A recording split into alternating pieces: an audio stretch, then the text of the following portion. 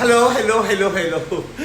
Guys, Diyos ko, alam mo ba, di ba kahapon nag-medical ako dyan sa, malapit sa Centro Dos. Tapos, syempre, inihintay ko yung aking result kinabukasan. So, ngayon nga dumating na, ang sabi 10:30, nandun na yung doktor.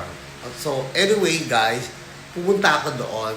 Tapos, syempre, mainit. As in, mainit din ang clinic. Tapos, ang dami nakapila. Nagtataka lang ako dun sa receptionist ba.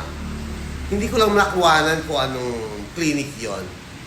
Nagtataka sa receptionist. Saka nakakita, may receptionist ba nag-i-entertain sa mga patients na kumakain, nangungumuya. Tapos pag nagsalita siya, akala mo ba yung bang pagalit. Hindi ko alam kung natural sa kanya yun dahil sa taba niya. So anyway guys, ang ending hindi ko nakuha.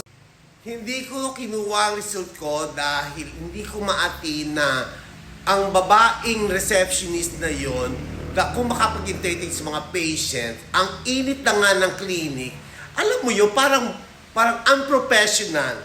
Saka nakakita, receptionist ka, hygiene ang kailangan mo, bakit nakipag-usap ka sa mga client, sa mga patients, nang umuya?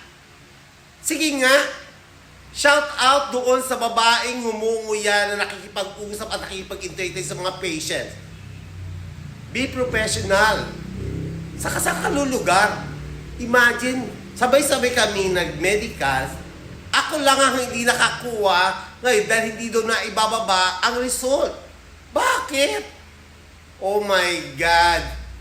Ang nakakaloka pa, sa sobrang init doon sa clinic na yon, pinaghihintay nila ang mga patients, which is the bayad.